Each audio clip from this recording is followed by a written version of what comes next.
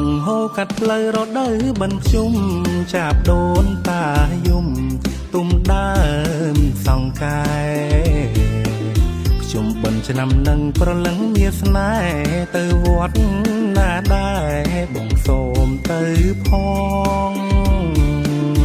បិណ្ឌមួយវត្តម្នេះបិណ្ឌពីរវត្តថ្មីដល់បិណ្ឌទី3ស្រីទៅជ្រោយដល់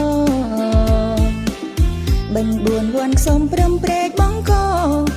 6នួនល្អទៅព្រេងក្របើ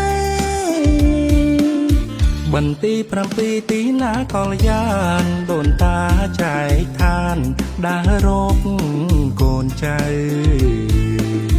បិណ្ឌទី7ទៅគៀនស្វាយក្រៅជួបជុំមានផៅអង្គទឹងកងសង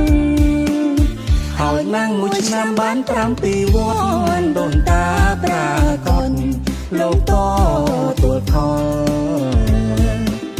រួចហើយអរពោបវររៀងរាល់សុំកូនចៅស្គាល់សង្សាររុងរឿង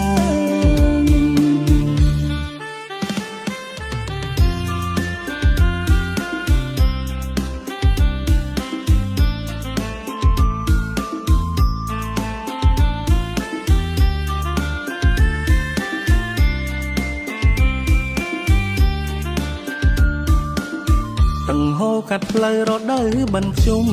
ចាប់ដូនតាយំទុំដើមសង្កែខ្ញុំបិណ្ឌឆ្នាំនឹងប្រលឹងមានស្នេហ៍ទៅវត្តណាដែរបងសូមទៅផងបិណ្ឌមួយវត្តម្នេះបិណ្ឌពីរវត្តថ្មីដល់បិណ្ឌទី3ស្រីទៅជ្រោយដល់បិណ្ឌ4វ័នខ្សំព្រឹមព្រែកបងក6នួនល្អទៅព្រេងក្របើ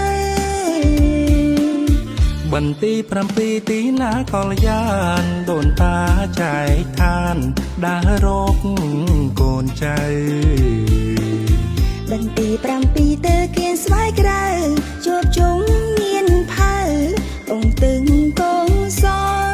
ង